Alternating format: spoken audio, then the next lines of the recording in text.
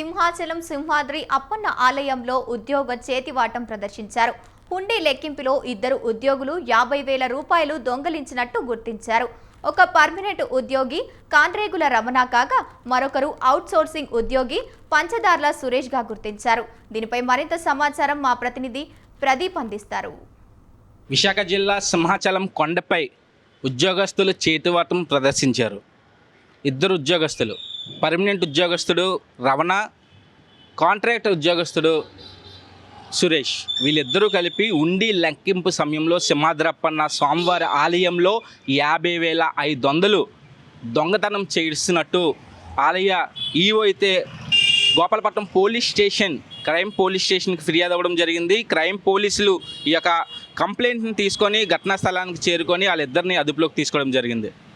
ఉండి లెక్కింపు సమయంలో రమణ, సురేష్ అనే ఒక ఇద్దరు వ్యక్తులు, సింహాచలం ఆలయంలో పనిచేస్తున్న ఈ యొక్క ఇద్దరు వ్యక్తులు 50,500 దోచేసి అక్కడి నుంచి పరారవడం చూసిన సమయంలో సింహాచలం ఎండోమెంట్కి సంబంధించి ఎవరైతే ఆలయ ఉద్యోగస్తులు ఉంటారో వాళ్ళందరూ వెంటనే రెడ్ హ్యాండ్లుగా పట్టుకొని వాళ్ళకైతే పోలీసులకు అప్పచెప్పడం జరిగింది.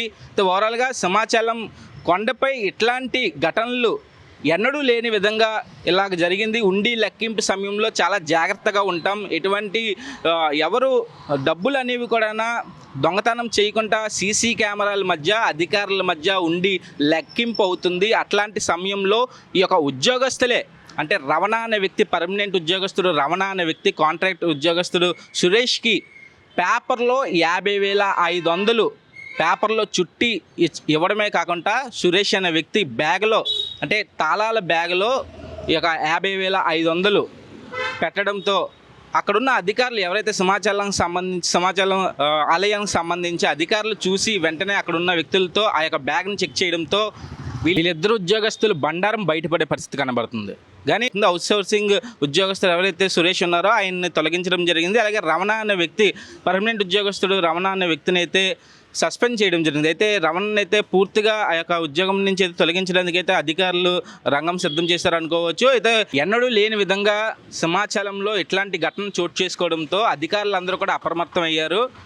మొత్తం సీసీ కెమెరాలు పరిశీలించే పరిస్థితి అయితే కనబడుతుంది. అయితే సింహాచలం దేవస్థానం ఈవో కూడా ప్రెస్ మీట్ పెట్టి మొత్తం అంతా అక్కడ ఏం జరిగింది, 50,500 ఈ ఇద్దరు ఉద్యోగస్తులు అంటే ఒక పర్మనెంట్ ఉద్యోగస్తుడు రమణ అలాగే కాంట్రాక్ట్ ఉద్యోగస్తుడు సురేష్ అనే ఇద్దరు వ్యక్తులు కూడా ఎట్లాగా ఈ యొక్క దొంగతనానికి పాల్పడ్డారు అనేది కూడా క్లారిటీ ఇవ్వడం జరిగింది.